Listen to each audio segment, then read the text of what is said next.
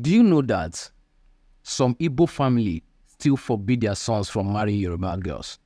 Do you know that some Yoruba families still forbid their daughters from marrying Igbo guys? Let me tell you my experience. In year 2009/10, I moved to Lagos. I tried to get apartments. Most of the landlord and landladies refused to give me house because once I mentioned my Igbo name, they refused to give me house. Until my friend says, stop telling them your Igbo name, tell them your English name. Well, you can't take the look away from me. Of course, I look like Igbo guy. And one of the landlady told me something. He said, because I was Igbo, it was difficult for me to get an apartment. Finally, I got one. So fast forward to 5 years later, I got a girlfriend. Let me not mention her name. Let me say Bisola. Me and Bisola were dating, and the relationship got serious. I said I want to meet her family. And when I finally met her family asked me my intention. I told them I want to settle down with her. And that day that I left her family, I go to Bisola's character changed, and she told me one thing. She said, we cannot marry. I said, why? She said, my family don't like you. I said, what did I do wrong? She said, your family don't like you, and I don't think this relationship will work again. I don't think I can continue again. And guess what? That was the end of the relationship. Bisola never told me what happened. She never told me the reason for breaking up and everything. Now, fast forward to a few years later, after I've married and settled down, Bisola called me one day to tell me reason why that relationship broke. And the reason was her mother said, I am Igbo. That's why she cannot marry me. In her voice, she said, like, my daughter cannot marry Igbo boy. I don't know what it means. But do you see how this tribalism has eaten so deep in us that it is beginning to affect our children? Now, let me bring you to modern day. If you're between the age of 40 down, you still have this tribalism in you. I'm sorry to say you're foolish.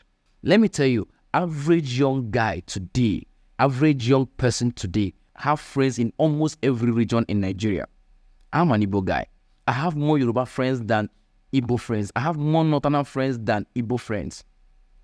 Same thing. You will meet a Northern guy that have more Igbo friends than Northern friends. Don't you notice that when it's time to choose leaders, that's when they weaponize this thing against us? And guess what? As gullible as we are, we dance to their tune and they keep us in poverty. As far as we are concerned right now, we do not have any other country. If you go to any embassy right now, you only present that passport, Nigeria, green card. You do not have a Yoruba passport. You do not have Hausa passport. You do not have Igbo passport. We only have Nigeria passport.